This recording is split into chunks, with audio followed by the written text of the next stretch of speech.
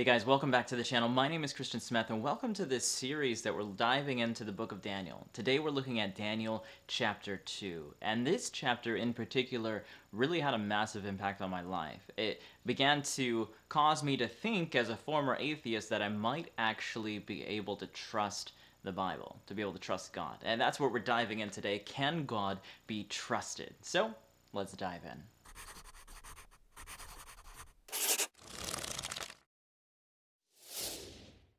Alright, welcome back. On this channel we try to dive into content that shows us how we can trust the Word of God and how the Word is made practical in our lives. If that's something that interests you, please consider subscribing. So as we're diving into Daniel chapter 2, if you didn't get a chance to see the previous video on Daniel chapter 1, I would encourage you to go back and watch that. Link is up here or in the description. But let's dive in. Let's look at Daniel chapter 2 and starting in verse 1. And it reads this. In the second year of the reign of Nebuchadnezzar, Nebuchadnezzar had dreams. His spirit was troubled, and his sleep left him. Then the king commanded that the magicians, the enchanters, the sorcerers, the Chaldeans be summoned to tell the king his dream. So they came in and stood before the king. And the king said to them, I had a dream, and my spirit is troubled to know the dream. Then the Chaldeans said to the king in Aramaic, O king, live forever. Tell your servants the dream, and we will show the interpretation.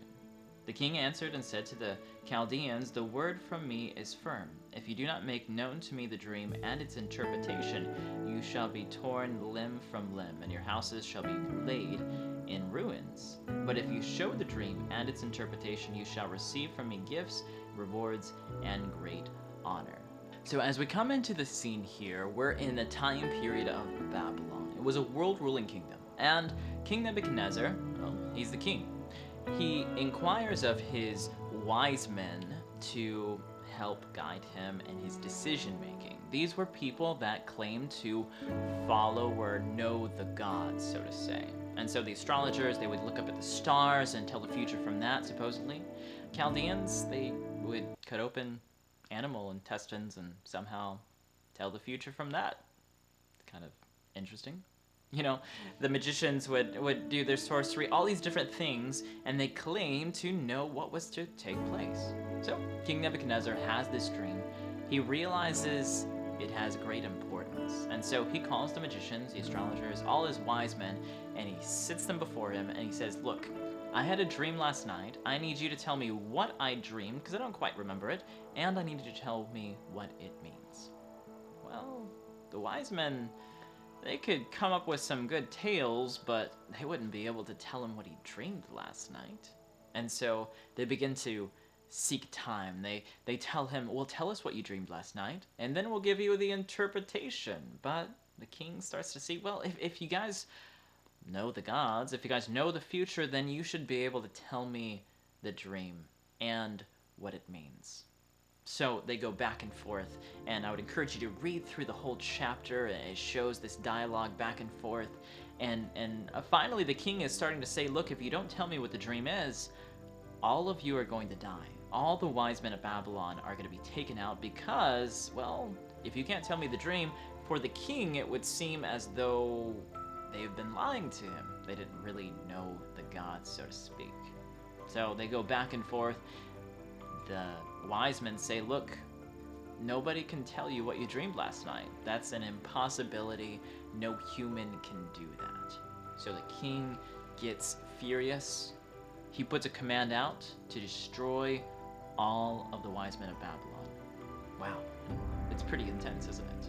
Quite a decree. He is so frustrated, he's just ready to take them all out. Well, there's a problem here, because if you remember from Daniel chapter 1, Daniel, Shadrach, Meshach, and Abednego, they are now considered wise men of Babylon. And so a guy by the name of Arioch, he was the captain of the king's guard, and he had the decree to go out from house to house of the wise men and to kill them.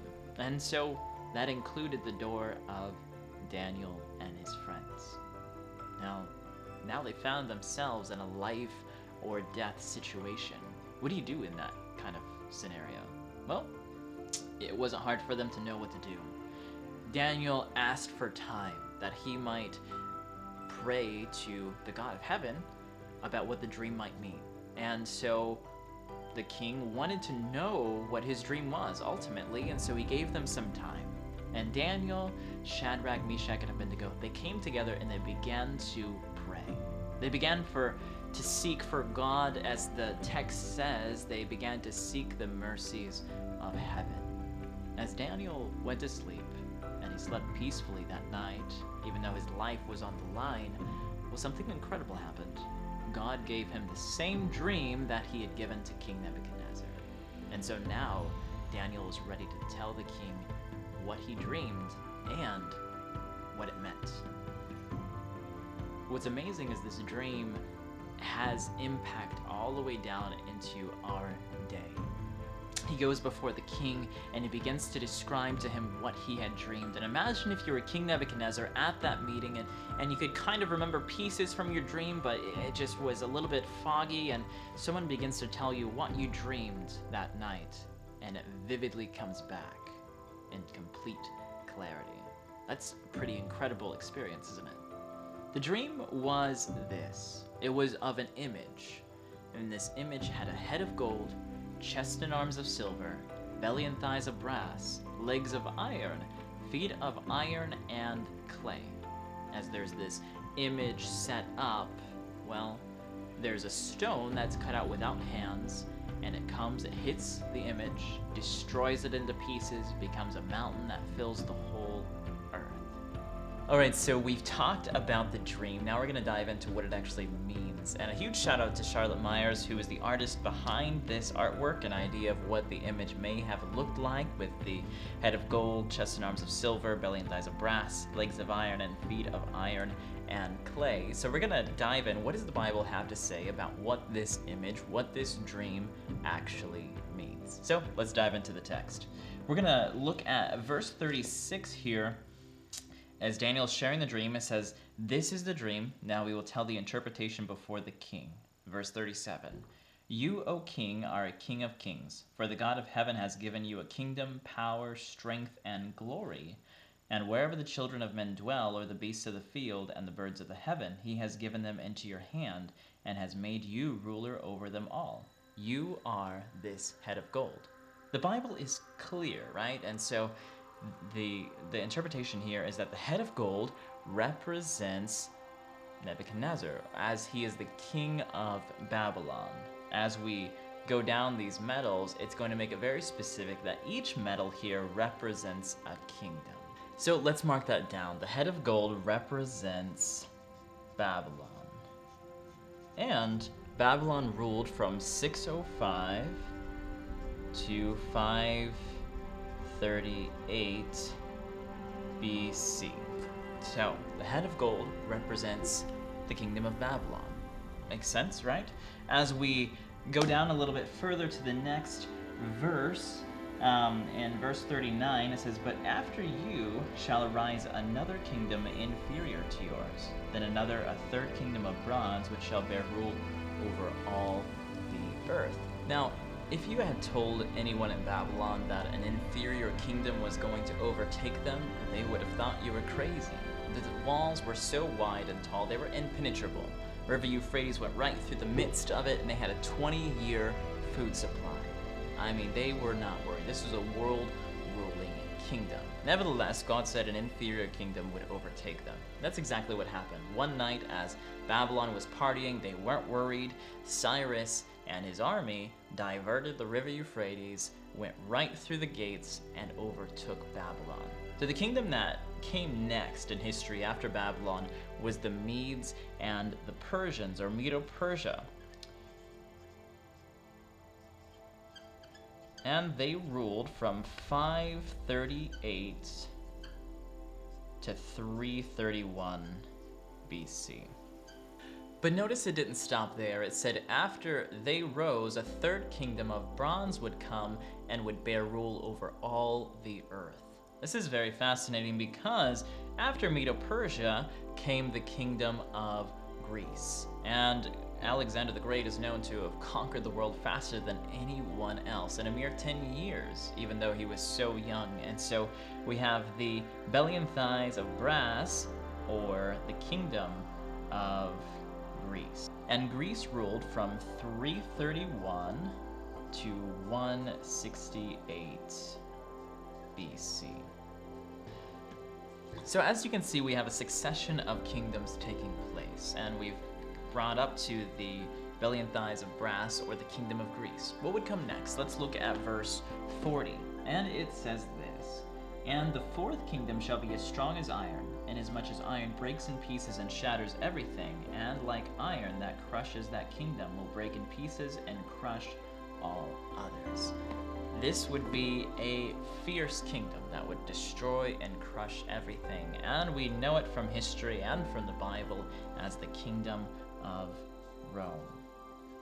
Notice that on the image, the legs are the longest portion, and Rome ruled for the longest amount of time, all the way from 168 BC to 476 AD. It was a long time. It was under the Roman Empire that Jesus was here as well. And so you can see we have these world-ruling kingdoms, massive kingdoms, and yet one, would rise and then fall, another one rise up, and we have Babylon, Medo-Persia, Greece, and Rome. What happens next is actually quite fascinating because we don't see any more world-ruling kingdoms. Let's see what the text says about it. And it reads, "Whereas you saw the feet and toes partly of potter's clay and partly of iron, the kingdom shall be divided, yet the strength of the iron shall be in it. Just as you saw iron mixed with ceramic clay, and as the toes and feet were partly of iron and partly of clay, so the kingdom shall be partly strong and partly fragile. As you saw iron mixed with ceramic clay, they will mingle with the seed of men, but they will not adhere to one another, just as iron does not mix with clay." What's fascinating about this passage is there aren't any more world-ruling kingdoms after Rome. It splits apart, it kind of implodes or divides, and just as we have 10 toes, it divides into exactly 10 different kingdoms. We often refer to it as divided Europe. And divided Europe, starting in 476 AD and moving out from that period. Because as we look at the world today, things are certainly still divided.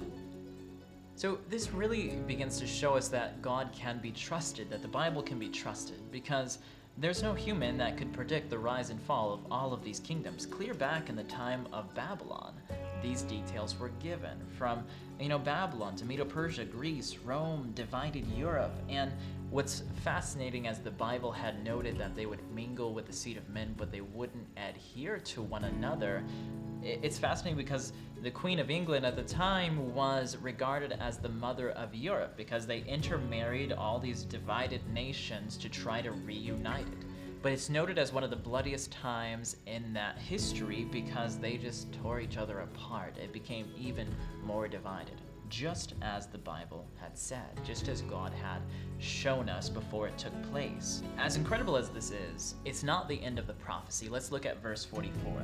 It says, "And in the days of these kings, the God of heaven will set up a kingdom which shall never be destroyed. The kingdom shall not be left to other people. It shall break in pieces and consume all these kingdoms and shall stand forever." It continues to talk about that stone that was cut out without hands, divine in nature, and destroys all of these kingdoms, and refers to God setting up his kingdom. The Bible is oftentimes pointing to this one event of Jesus' return, the second coming. And what's incredible about this to me is if all of these kingdoms have risen and fallen just as God said, then that gives us a lot to base off of being able to trust that he is going to return, that the second coming is a real event, that he is going to set up a kingdom that is going to restore everything back to what it once was. And that is an incredible promise. As we see this picture of how God has predicted and it has come to pass, it is truly amazing, gives us something that we can hold on to. Let's go outside because I want to share one last story with you before we close out this video.